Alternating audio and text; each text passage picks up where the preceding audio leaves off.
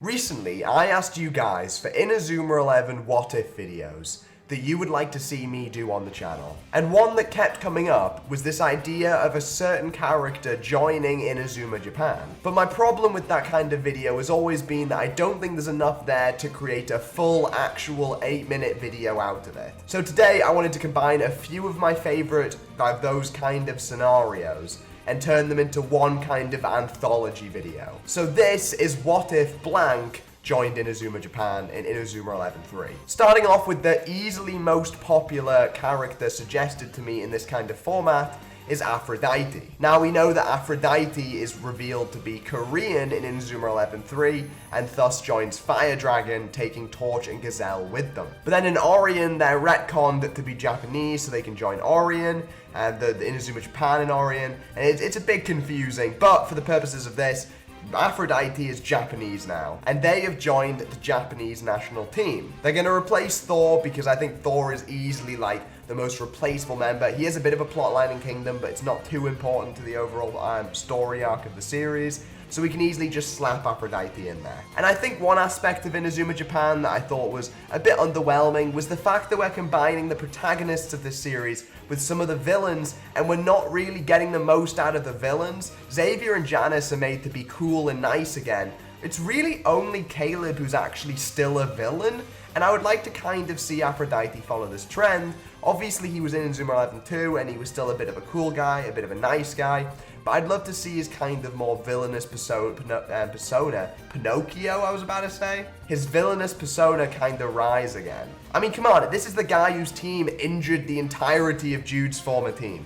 I could easily see him and Jude having a bit of a rivalry, especially with the two playing similar positions, and maybe even serving similar roles, with Aphrodite maybe taking on a bit of a playmaker role. And who is there to literally exploit the hell out of potential rivalry like that than Caleb? Imagine the arguments that could come from the three of them, of Aphrodite and Jude battling with smarts, to then Caleb coming in and trying to fuck with both of them. Easy. There's so much potential there. And then that could eventually lead to the resolution of this conflict involving a 3-person Penguin the God Devil move, which I just think would be the sickest thing ever. Aphrodite could initially not really take the team that seriously. He still sees himself as a bit better than everyone and a bit grander than everyone. Sean really still takes his attention after Inazuma 11-2, and the two eventually maybe develop their own move, maybe like Ice Titan or something like that, where it involves Aphrodite's godly might combined with obviously Sean's ice powers. I think with Aphrodite there is definitely a lot there, and I think it all stems from this idea of this kind of villainous, thinks he's better than everyone, godlike figure. Caleb, for me, doesn't really have the confidence to pull off what I think Aphrodite could do.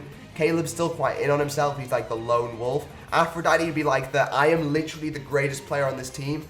If you think you're better than me, shut the fuck up, you are not. And I'd love to see that kind of vibe like actually brought into the Inazuma Japan team. Combine that with some really cool god-type moves, and I mean, come on, set. This is another suggested idea. It's Eric and Bobby. What if they didn't go to America, but instead they joined Inazuma Japan? They're replacing, I guess, like Todd and maybe Samford or Thor. And obviously their whole plot line would be revolving around Eric's injury, and obviously the fact that Eric's injury starts to manifest again over the course of Inazuma 11-3. The difference here is that Sylvia's here from the beginning, and also Mark is here. Now we know Mark is an empathetic little piece of shit. I mean, he's just a really nice guy. I'm not going to throw him under the bus for that, but he's a really, really nice guy. And so obviously when he hears about Eric pushing himself, his first thought would be, Eric, you need to leave this team. But then also, oh, but I want Eric to play football, all that kind of stuff. But then I think we kind of get something similar to what happened in Inazuma 11-1. When Mark starts to find out just how much Eric is pushing himself and what's on the line for Eric, the whole never playing football again, when Bobby starts to kind of feed this information to Mark, I think it would kind of cross Mark's mind the idea of, well, if I throw the tournament, then Eric's not forced to do this. And this kind of thought maybe is propelled from some villainous character, and then eventually, during the Knights of Queen match, Mark, he slips a bit. He lets a shot in. But then Eric throws himself at the shot and stops it. And he's like, Mark, what happened there? And Mark's like, ah. And then Eric's like, oh, don't do it again, lad, and then runs off and continues to push himself to the absolute limit. And then Coach Travis obviously comes in, gives some big motivational speech to Mark, tells him he's a piece of shit, maybe even benches him for a game or whatever to really prove his point. And just so he can sit there and watch Eric enjoy his crap. Watch Eric go for it, watch Eric push himself to the most. And Bobby does the same thing, he talks to Eric, realizes how much Eric is willing to commit, realizes just how committed to it Eric is, and how much Eric wants to do it, and goes, okay, I've got to let Eric do this. And then when they face Unicorn, Eric's obviously facing what I'm assuming is like his old friends in Dylan and Mark. Eric again pushes himself to the absolute most. Him, Bobby, and Mark use, I guess, like a new evolution of the Phoenix, maybe call it like the final Phoenix, or something equally melodramatic.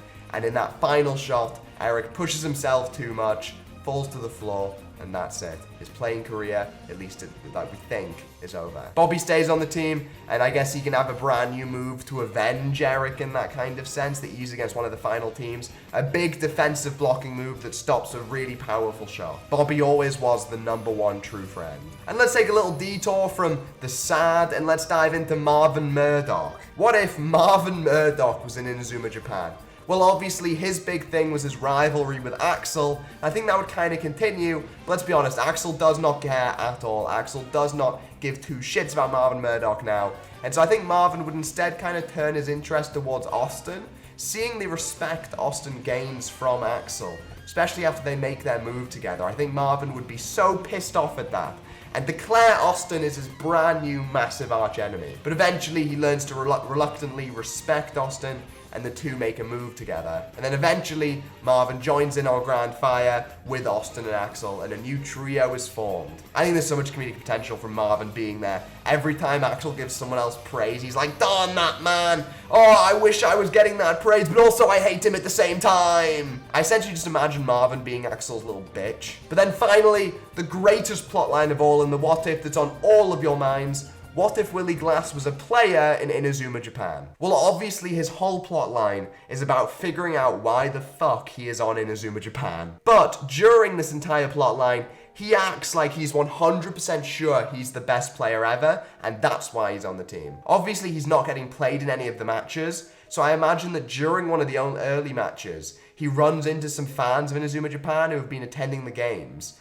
and they make fun of him for being the worst player on the team and for being a bench warmer and no one knows why he's there. And this really, really gets to him. Like, he really starts to go, oh, am I just a joke?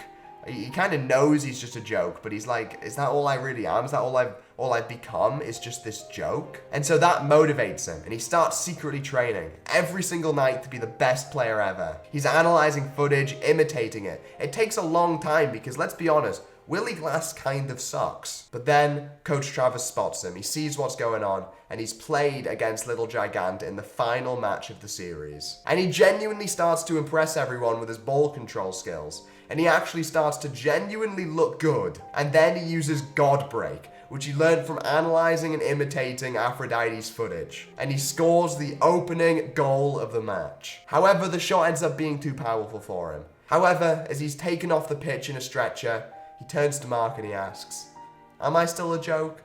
And Mark looks at him and says something corny, like, you were never a joke to me. Boom. Roll credits.